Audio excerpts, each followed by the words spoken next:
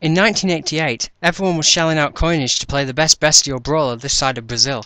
Its name was Altered Beast, and it would literally make you wise from your grave in excitement. Well, okay, I wasn't. In 1988 I was a little too young to be going to arcades, and well, I had to make do with the Mega Drive port that didn't arrive till 1990. Which was good, wasn't it? Guys? They did the Monster Mash. It was a graveyard smash. It caught on in a flash. They did the Monster Mash. The zombies were having fun. The party had just begun. The guests included Wolfman. Taking control of an unnamed Centurion that was cut down at some point prior to the game's narrative, you're revived by Zeus in order to rescue Athena. Yeah, I know what you're thinking. Centurions are Romans, and Zeus is a Greek god. And yes, the levels certainly have a Grecian feel to them. But you can't do anything about historical ignorance, I'm afraid. There's someone in your way, though. Neff. He isn't too happy about some messed up dead guy making his way towards his underworld lair, and sets out to welcome you to your doom by taking you on in a series of monstrous guises. Between each level, short scenes display Athena being touched in a variety of ways, spurring you on to rescue her. So in traditional Olympian style, she can be ploughed by one of her brothers.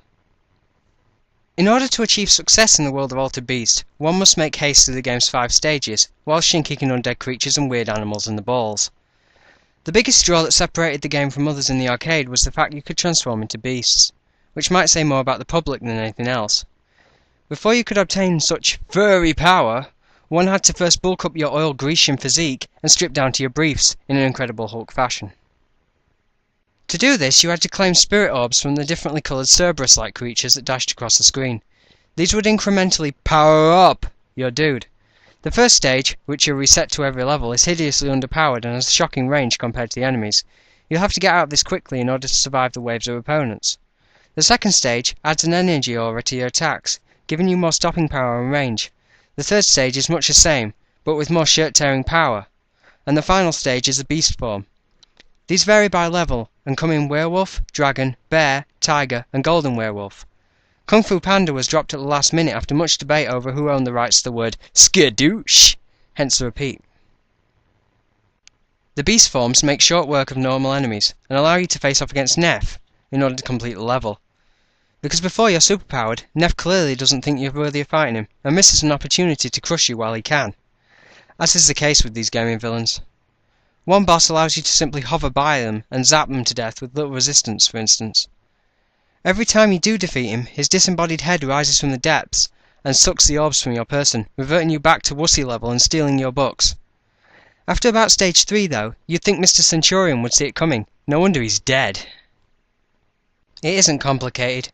You only have 3 buttons and a stick or directional pad to get to grips with our muscle-bound Centurion. He's able to deliver punches and kicks that aren't all in the mind, but probably should be, considering they have absolutely no range. The third button allows you to jump unrealistically, and that's it. Beast Mode gives 2 fresh commands besides jump, but these wound up being the polar opposite and becoming far too powerful. I checked though, and balance does not appear in the glossary to the history of the world according to Altered Beast.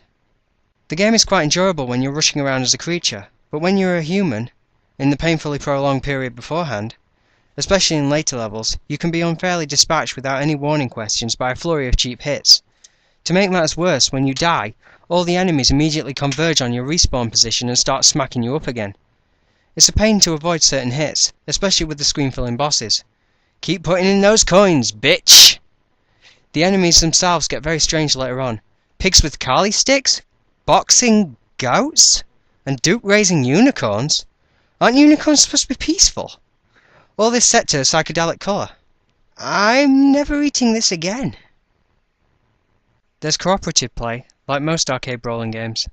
This makes the waves of monsters slightly easier and also allows the player to create softcore pornography in an early example of video game machinima.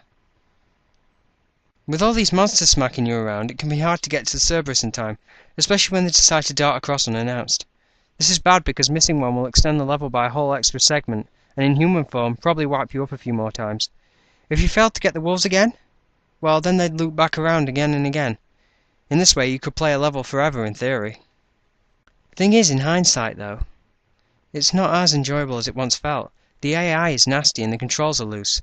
The collision detection is awful. I'm not saying it's really bad, but merely alright. I wouldn't really play this again for anything other than the nostalgia that drew me back this time. Sadly, it's remembered for what it ain't, and it certainly ain't awesome. Ladies and gentlemen, tonight we yiff in hell. Quite literally. So, why do people remember it being epic amounts of win? With home gaming in its infancy, it does look rather lovely with its exotic arcade graphics. The zombies explode from your furry fist of the North Star and fly into the screen. The sprites are nice and big, and even the jerky animations were better than what people were used to. It also had digitized speech. "The game talked to me, Mommy! How exciting!" The different planes scrolled independently, and to all intents and purposes, it looked like a good game, when you were too young to know any different. Not many could escape its wrath, appearing on just about every format conceivable. Each version was inferior to the arcade original, though. Some added new transformations, but they were largely pointless. Forced scrolling levels and sloppy mechanics should never be mixed.